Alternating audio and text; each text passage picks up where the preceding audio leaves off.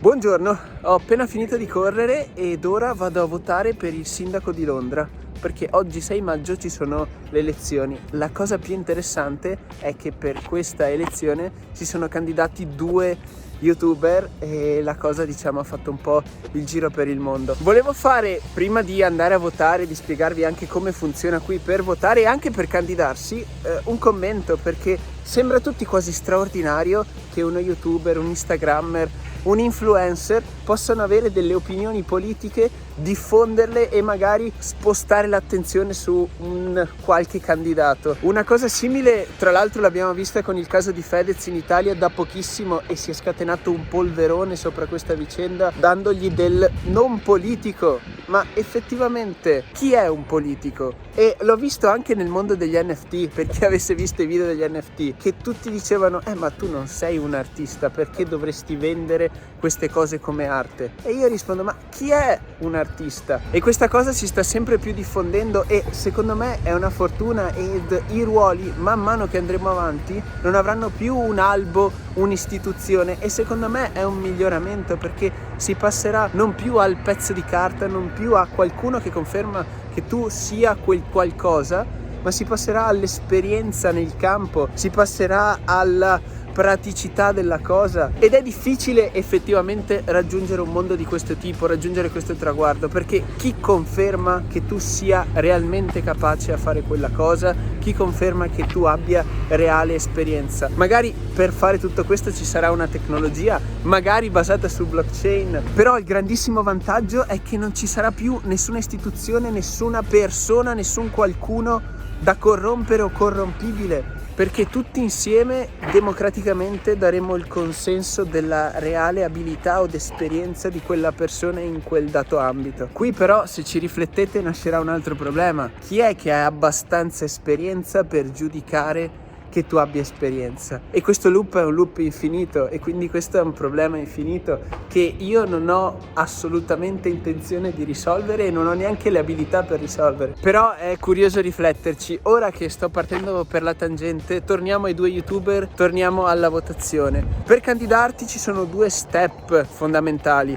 Il primo è riuscire a trovare 2 persone per ogni quartiere di Londra che firmano il fatto che poi ti supporteranno alle elezioni, che sono in tutto 64 persone, perché qui a Londra ci sono 34 quartieri. Dopodiché il secondo step è mettere giù un deposito di 10.000 sterline. Questo deposito ti verrà restituito soltanto se otterrai almeno il 5% di votazioni nella città di Londra. Gli abitanti di Londra sono circa 9 milioni, però non tutti possono votare, perché per votare devi essere residente e devi anche registrarti. Io mi ero registrato perché il fatto di essere registrato fa aumentare il tuo credit score e io volevo aumentare il mio credit score per riuscire ad ottenere mutui, ma quello è un altro discorso. Attraversare! L'ultima elezione il 5% erano 160.000 voti, quindi di registrati al voto ce n'erano circa 3 milioni e 2. Comunque, tornando al discorso dei 2 youtuber, con molta probabilità non penso che riusciranno ad ottenere 160.000 voti, e queste 10.000 sterline spese per diventare sindaco per loro sono un'immensa campagna pubblicitaria,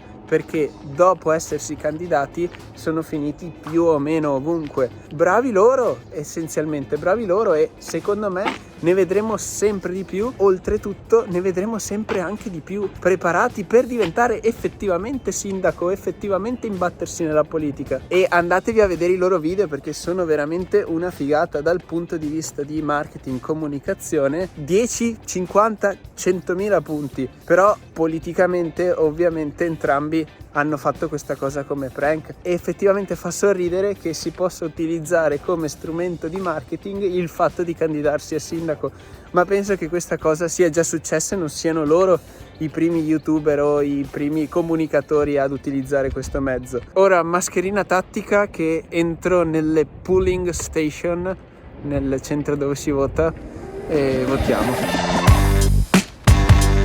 River Heights, it's 1 for 1. 1 for 1. Yeah. Zanetti. Let's be very kind.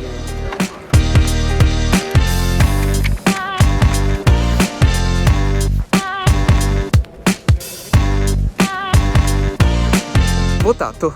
La cosa iper interessante è che non avevo nessun documento e per votare, per prendere la scheda e poi votare, loro mi hanno semplicemente chiesto nome, cognome e la via dove abitavo e il numero, il mio indirizzo, insomma. Mi hanno dato la scheda e ho votato senza mostrare nessun tipo di documento.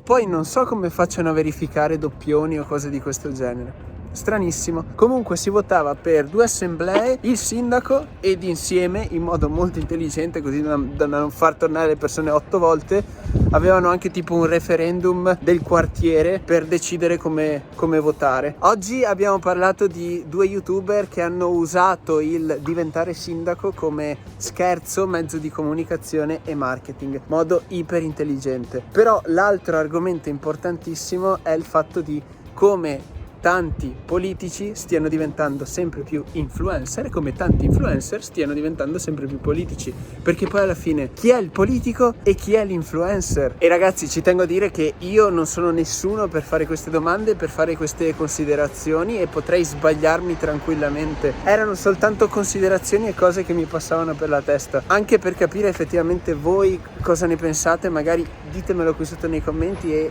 intavoliamo una discussione costruttiva. Sta di fatto che per me questo è l'ultimo giorno qui a Londra, tra poco si parte.